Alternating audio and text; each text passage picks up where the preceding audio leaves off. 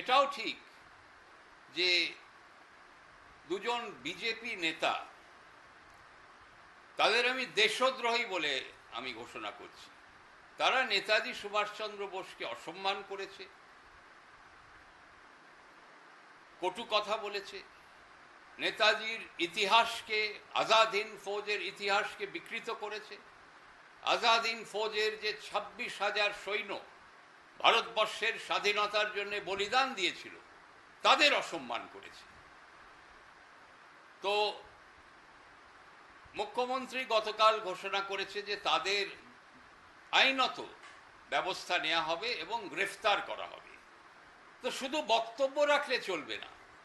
আজকে আমি প্রশ্ন করতে চাই, যখন মুখ্যমন্ত্রী এই আদেশ করেছে, তো পশ্চিমবাংলা এবং কলকাতা পুলিশ তারা কিসের অপেক্ষায় রয়েছে?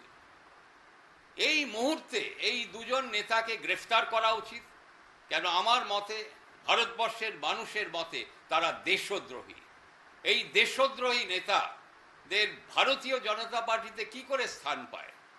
তাদের আমরা গ্রেফতার করে তাদের যথাযথ আইনত ব্যবস্থা এই মুহূর্তে নেওয়া উচিত।